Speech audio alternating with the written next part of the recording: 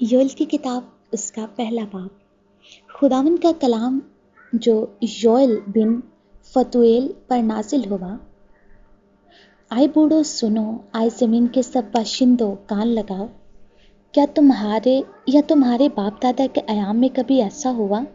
تم اپنی اولاد سے اس کا تذکرہ کرو، اور تمہاری اولاد اپنی اولاد سے، اور ان کی اولاد اپنی نسل سے بیان کرے کہ جو کچھ ٹڈیوں کے ایک گول سے بچا اسے دوسرے گول نگل گیا، اور جو کچھ دوسرے سے بچا اسے تیسرا گول چٹ کر گیا، اور جو کچھ تیسرے سے بچا اسے چوتھا گول کھا گیا۔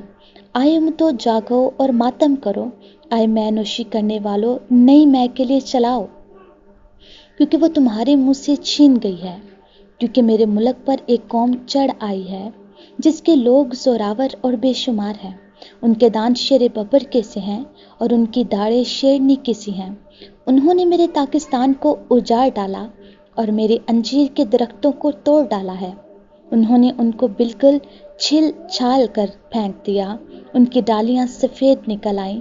تم ماتم کرو جس طرح دلہن اپنی جوانی کے شوہر کے لیے ٹاٹ توڑ کر ماتم کرتی ہے۔ نظر کی قربانی اور تپاون خداوند کے گھر سے موقوف ہو گئے۔ خداوند کے خدمت گزار کاہن ماتم کرتے ہیں۔ کھیت اجڑ گئے، زمین ماتم کرتی ہے، کیونکہ غلہ خراب ہو گیا، نئی مے ختم ہو گئی اور روغن ضائع ہو گیا۔ آئے کسانوں خجالت اٹھاؤ، آئے پاکستان کے باغبانوں نوحہ کرو، کیونکہ گہیوں اور جو میدانوں کے تیار کھیت برباد ہو گئے، تاکہ خشک ہو گئی۔ انجیر کا درخت مرجھا گیا، انار اور کھجور اور سیب کی درخت، ہاں میدان کے تمام درخت مرجھا گئے، اور بنی آدم سے خوشی جاتی رہی۔ آئے کاہنوں کمرے کس کر ماتم کرو، آئے مذبح پر خدمت کرنے والوں وویلا کرو۔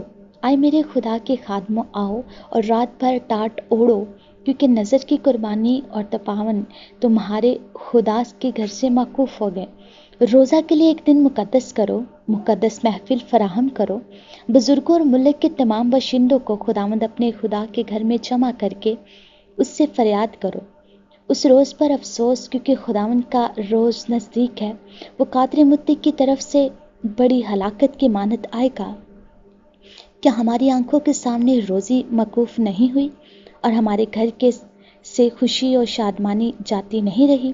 بیج ڈھیلوں کے نیچے سڑ گیا، غلہ خانے خالی پڑے ہیں، کھتے توڑ ڈالے گئے، کیونکہ کھیتی سوکھ گئی۔ جانور کیسے کراہتے ہیں، گائے بیل کے گلے پریشان ہیں، کیونکہ ان کے لیے چراگاہ نہیں۔